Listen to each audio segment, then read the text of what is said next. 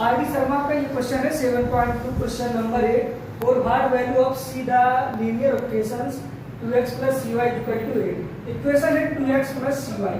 2x plus cy equal to 8 has equal value of x and y मतलब ये condition है। Condition ये कि x की जो वैल्यू है y के बराबर है और इट्स सॉल्यूशन इसका सॉल्यूशन करो फॉर व्हाट वैल्यू c यानी कि फाइंड c हमें पता करना है कि c की वैल्यू क्या होगी। तो इक्वेशन क्या है 2x plus cy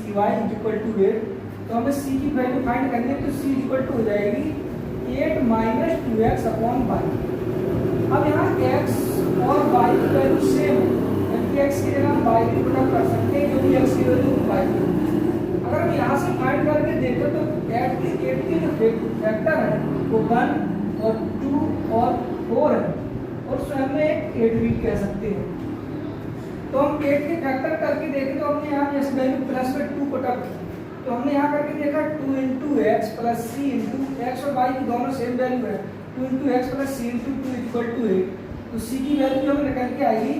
x की जगह हम क्या रखेंगे 2 रख देंगे जो हमने x की वैल्यू रखी हुई y की रखी तो क्या हो जाएगा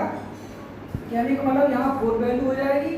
8 minus 4y2 यानी कि 4y2 तो c की वैल्यू कितनी निकल के आई 2 निकल के आई। अब हम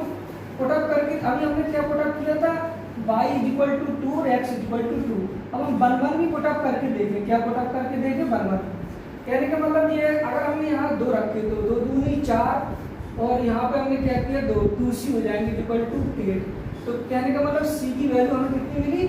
2 तो c की वैल्यू 2 मिली y की वैल्यू 2 थी 2 दूनी 4 यहाँ मिले 2 दूनी 4 यहाँ मिले 2 2 जा 4 2 2 जा 4 4 4 मिलके यानी कि c इक्वल टू 2 बिल्कुल सही आंसर है। c इक्वल टू 2 कैसा है बिल्कुल से सही आंसर है। क्यों सही है करेक्ट आंसर क्योंकि c की वैल्यू 2 रखने पर हम और y की वैल्यू 2 लेने पर जो y की वैल्यू ली वो x की ली क्योंकि यहाँ क्या कह रहा है equal value x and y।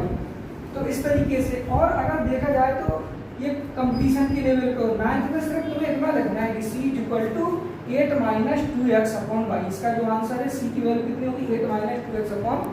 y ठीक है। और इसका एक वैल्यू और हो सकती है अगर हम x की जगह 1 भी रख दें हमने यहाँ 1 रखा y की जगह कितना रखा 1 रखा तब c की वैल्यू हमें फाइंड करनी है तो c की वैल्यू कितनी फाइंड होगी तो 1 और 1 देखना